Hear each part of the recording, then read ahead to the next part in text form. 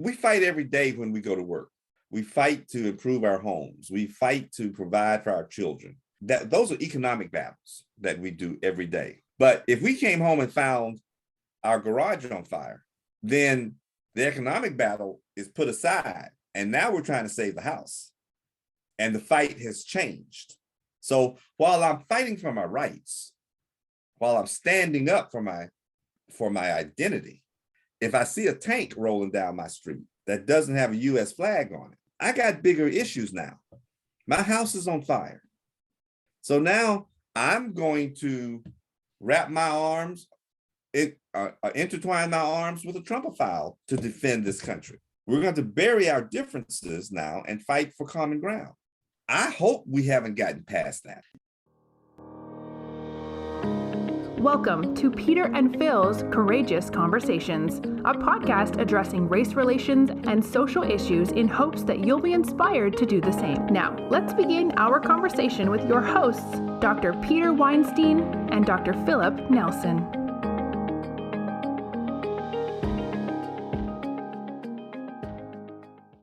You mentioned the fact that Doris and I might be willing to fight and that I have fought for my rights. I have stood up for my rights and I have agitated for my rights. But when I consider fighting, there's several ways of fighting, obviously. And the march across the Pettus Bridge in Selma was a nonviolent way of fighting. Mm-hmm. You know, we just had a town hall with Dr. Melba Patillo Beals, who was a member of the Little Rock Nine. She was one of the 9 African-American children that integrated Little Rock public school systems.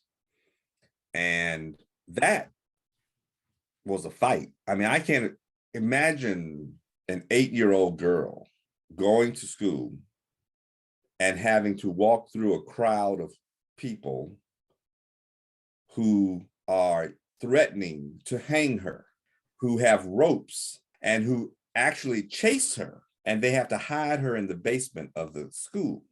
And the people that are protecting her are actually discussing how they're going to deliver her to the crowd, not how they're going to get her out safely. And one of them is a policeman. That woman's a hero. Yeah. I mean, that's fight. That's a fight. Right. When you see the tree they want to hang you in. You know, when a policeman has to make a decision and finally says, I can't do this. And then he ends up dying. He ends up killing himself and his family because he couldn't believe the despotism that he was observing in his community. Just as you can't believe somebody can actually act this way. This is what I mean about not seeing real evil. Sometimes real evil is right beside us and we don't know it because they never have to express it. They don't express it until you've crossed their Rubicon, whatever that is. And in this case, the Rubicon was, my children will not be going to the school with those niggers. And suddenly their real feelings come out. So we do need to ask ourselves these questions. When will we fight? I think it needs to be primary on conversation from whether it's the cybersecurity side of things, whether it's the bank security side of things. It may not come down to guns and bombs, but it will definitely potentially have an impact on American life in many other ways. And I think being aware of it, having the conversation, sharing the concerns, learning what's going on, and it's going to take us back to a Cold War type situation because we were able to tolerate Russia since the wall came down. And I think that Putin has just rebuilt the wall by going into the Ukraine. Well, that's a stretch of an analogy, but I understand what you're saying. I'm not sure he's rebuilt the wall. I just think he's recreated the Cold War tensions. I agree with you there. Yeah, it was a metaphor. However, I want to go back to Tucker Carlson. I think his statement is so brashly political, it's almost un-American, or at a minimum, unhuman, because all he's trying to do is draw ties to our debate about our borders. That's exactly right. He's trying to equate this criminal act with our discussion about immigration. And he's trying to relate and appease and provide some veiled cover for Putin's act by connecting it to his views about protecting the southern border. Not the northern border, the southern border. He could care less how many Mexicans come across Canadian border or fly into New York. It's a very narrow discussion that he's relating to a potentially global event. And I'm tired of every opportunity to promote their key points while ignoring the sanctity of human life. There's an old phrase that has actually a racist origin, but you call a spade, a shovel, a shovel. I thought that had to do with the shovel. Yeah. But this action is reprehensible and it should be called so.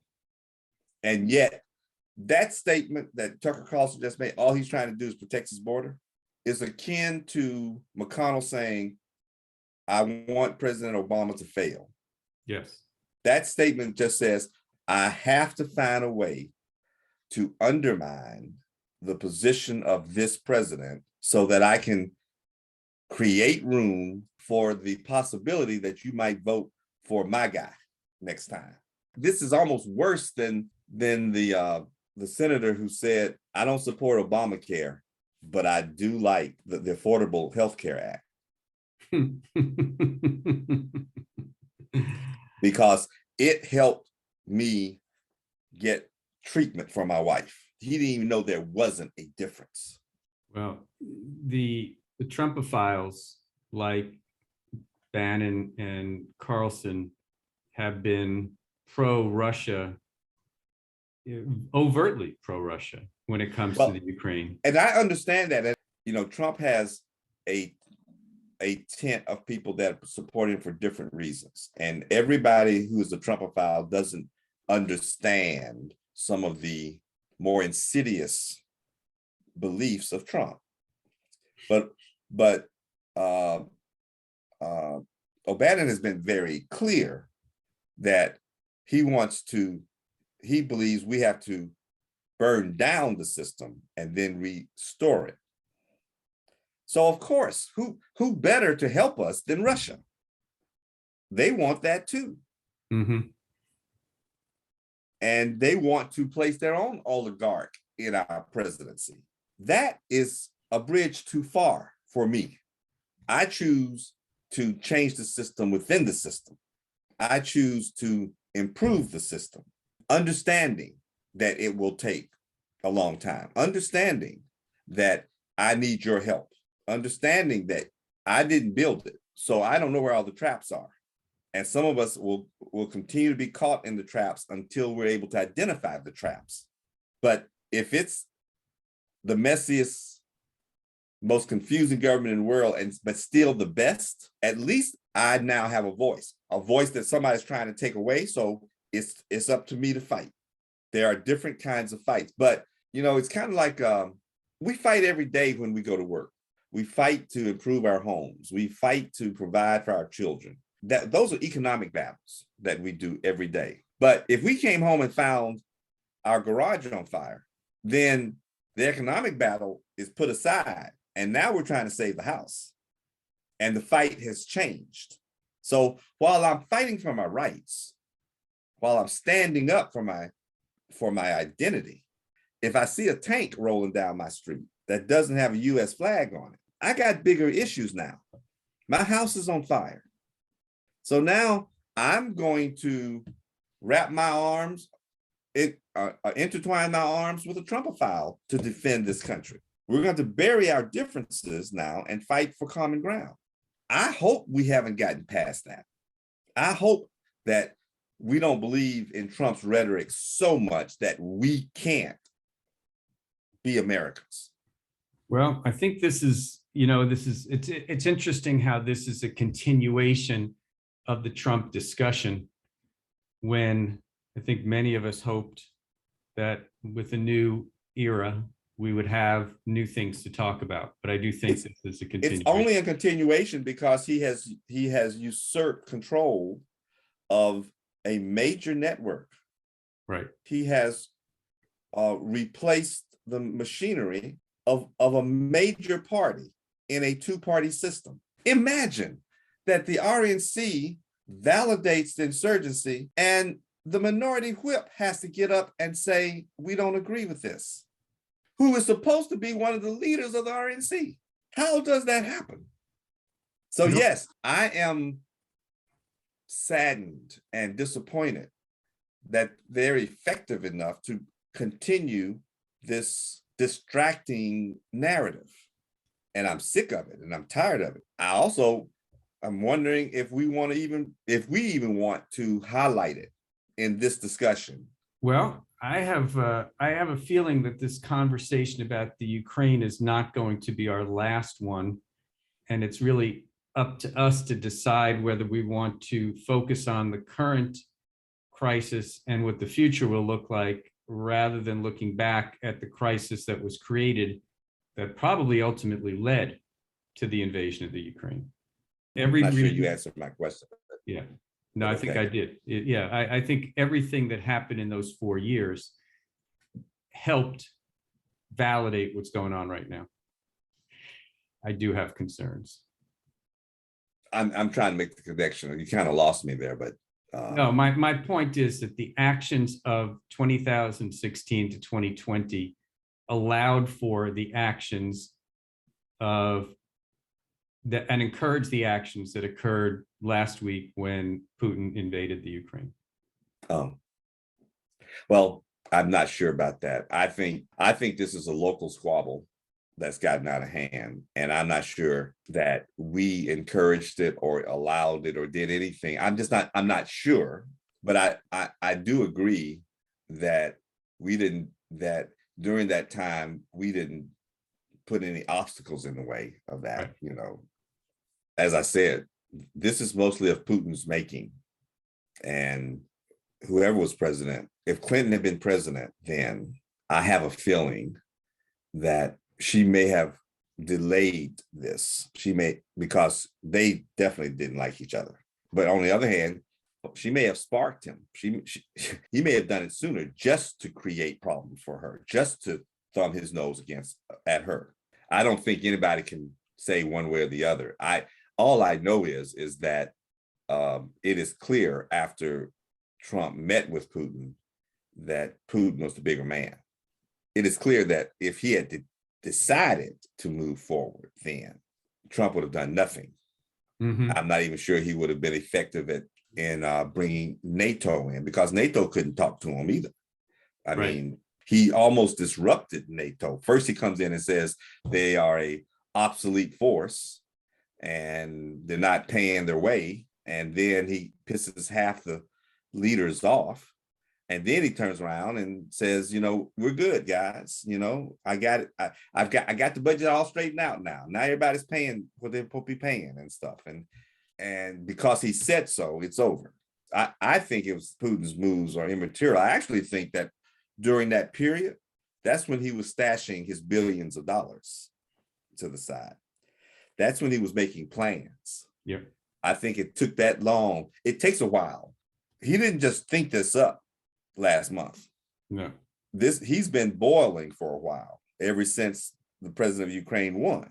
And I think he thought he was going to get a pretense through the smoldering war that they were involved in the pro-Russian communities of Ukraine.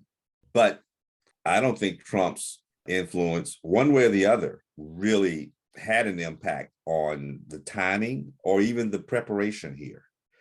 I think that was an area of the country that Trump's only interest in was personal finances and power, not the geopolitical tapestry of the globe. Well, I think we can look forward to continuing to digest what's going on in some of the more social contexts and see if this starts to expand beyond just the Russian border into other impacts on the world and impacts on the United States, and how it ultimately will impact us and the people that are around us. But it definitely is a distraction from the norm, and whether that will lead to other things going on, I don't know, but it's definitely been front and center. I'm not sure if it's a distraction from the norm. I actually think it's just I think it's a different version of the norm, if you will. Okay. Our discussions are still pertinent here because of our concern about humanism. Right. Well, that's why I brought it up, because it really is a discussion on humanism from that standpoint. I agree. I totally agree.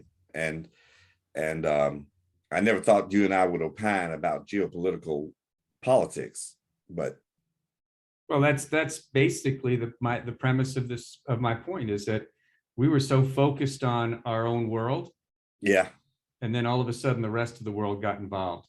So or a flare up occurred. But I still say that again, from a point of privilege that both you and I have, that there are other conflicts that we haven't talked about. No, there are plenty of things that we can talk about from a conflict standpoint, but they'll have to wait until next time. Yeah, no, I don't mean I didn't mean now. I'm just saying no, and I'm not so sure I really want to talk about them. I'm just pointing out the fact that this is still a Western centric discussion. Absolutely. Absolutely. And that's a Western in terms of direction and not a university. Western in terms, yes, in terms of the political term and not the university. Yes. All right, my friend. All right, let me take a minute to thank Nationwide for their support and continue to appreciate their support that they provide, not just for our podcast, but for the entire veterinary profession. And we look forward to having them as part of our team for the coming year. Thank you for joining us for another courageous conversation. Be sure to follow us and check back next week for more.